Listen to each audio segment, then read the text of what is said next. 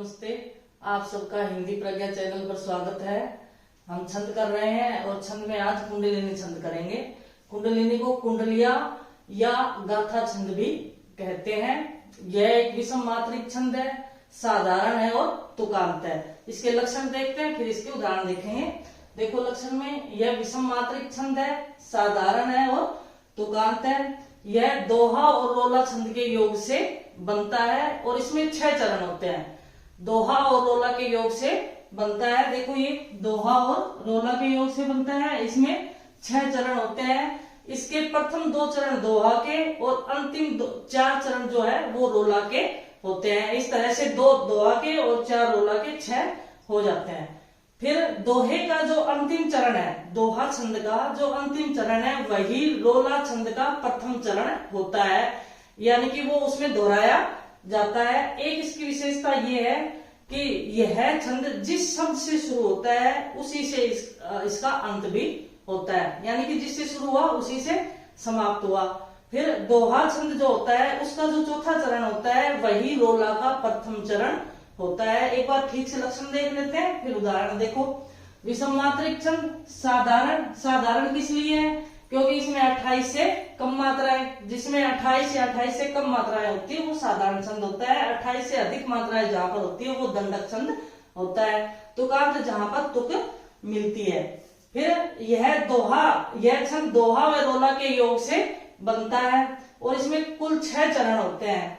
फिर प्रथम 2 चरण दोहा के और अंतिम 4 चरण रोला के होते हैं।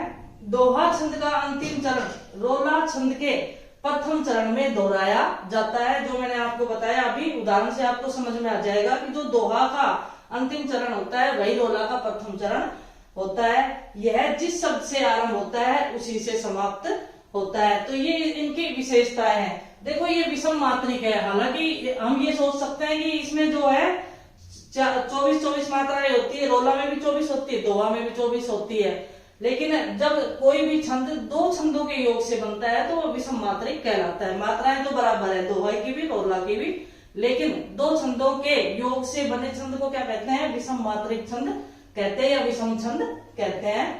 तो ये इसके लक्षण है। कई बार क्वेश्चन लक्षणों में से ही आ जाता है कि भाई इसके कौन कौन से लक्षण है। कोई भी 4 दे दिए पॉइंट है और उसमें से कोई गलत दे दिया तो वही छटवा लेते। कोई जरूरी नहीं है कि उदाहरण ही पूछा जाए इसमें से, उदाहरण से हम समझेंगे इसको, लेकिन आपको लक्षण भी इसके अच्छे से याद होने चाहिए। और ये देखो इसमें कुंडलिया में थोड़े से एक ट्रिक अगर देखें तो, जैसे कंदोरा, मैं यहाँ पर लिख देती हूँ कंदोरा, है ना। तो कंदोरा का अर्थ क्या हुआ? कैसे? तो कुंडलिया हो गया। कुंडलिया में दोहा और रोला का योग होता है। इस तरह से छोटी सी ट्रिक के माध्यम से हम इसे याद कर सकते हैं। कंदोरा यानी कि कुंडलिया में कौन कौन सा छंद होता है? दोहा और रोला। इस तरह से हम इसको याद कर सकते हैं। बाद बाकी इसके लक्षण आपको अच्छे से याद होने चाहिए। अब हम इसका उदाहरण देखते हैं। देखते हैं हम कुंडलिनी या कुंडलिया या गाथा छंद का उदाहरण। तो देखो, बिना विचारे जो करे सो पाछे पछताए, काम बिगाड़े आप नो जग में होत हसाए, जग में होत हसाए चित में चैन न पावे, खान पान सम्मान रागरम मन ही न भावे, कह गिरधर कविराय दुख कछु तरत न टारे, खटकत है जे माही किए जो बिना विचारे। तो अब हमें यहाँ पर देखना क्या है कि यह विषम मात्रिक छंद है। इसके प्रथम 2 चरण दोहा के और अंतिम 4 चरण रोला के होंगे। प्रथम 2 चरण का मतलब क्या हुआ? यहाँ दोहा है और अंतिम 4 चरण किसके हैं? रोला छंद के हैं। ठीक है ना। दोहा में भी 24 मात्राएं 13 और 11 के योग से, ठीक है, और इसमें 11 और 13 के योग से भी यहाँ भी 24 मात्राएं आएंगी, ये ध्यान रखें। फिर जिस शब्द से शुरू हुआ है उसी शब्द से यहाँ खत्म हो रहा है। बिना विचारे, यहाँ देखो बिना विचारे, और यहाँ भी बिना विचारे से ही खत्म हो रहा है ये। और क्या नियम थे इसमें कि जो दोहा का अंतिम चरण होता है वही रोला का प्रथम चरण होता है। जग में हो दशा, ये दोहा का अंतिम चरण हो गया, चौथा चरण है ना। देखो पहला ये, दूसरा चरण ये, तीसरा ये और चौथा ये। तो चौथा चरण ये है, यानी कि अंतिम चरण दोहा का, यही रोला का प्रथम चरण होगा। ये दोहा का अंतिम चरण, यहाँ रोला का ये प्रथम चरण हो जाता है।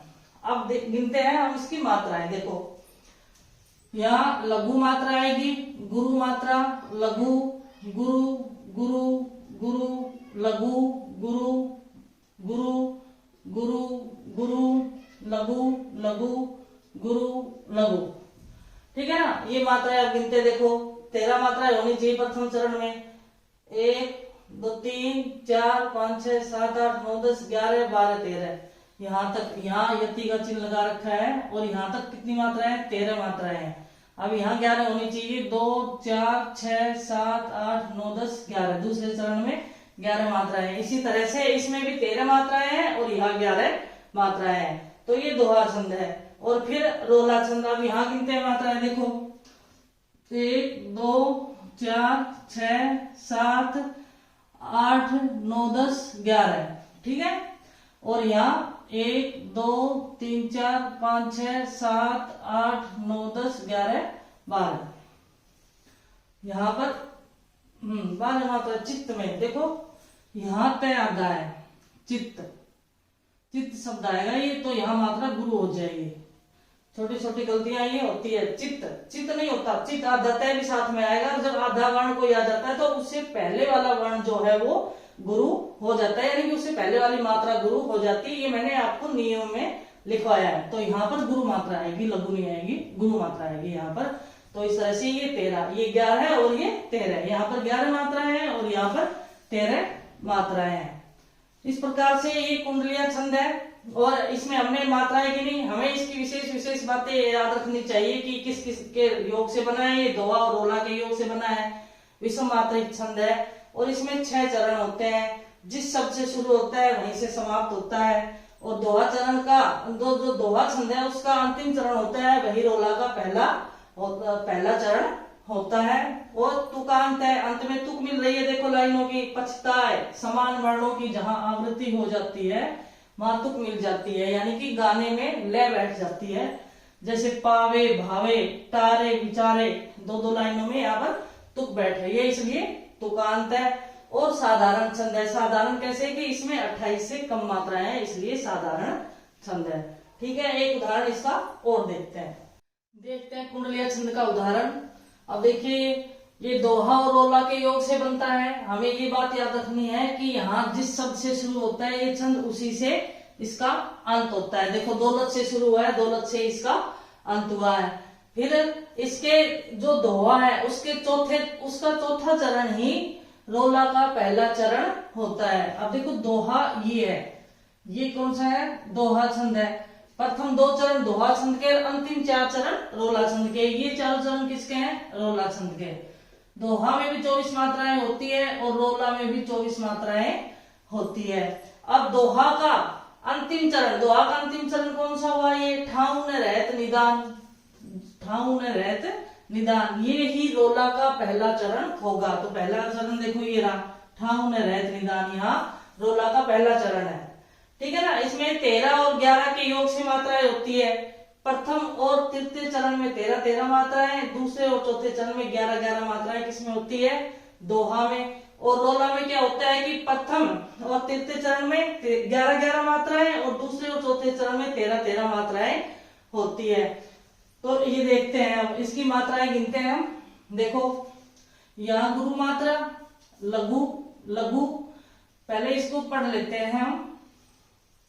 दौलत पाए न कीजिए सपने में अभिमान, चंचल जलदिनचारी को ठाउन रहत निदान, ठाउन रहत निदान, जियत जग में जस लीजे, मीठे वचन सुनाए विनय सब ही की कीजे, कह गिरधर कविराय अरे यह सब घट तौलत, पाहुन निशिदिनचारी रहत सब ही के दौलत।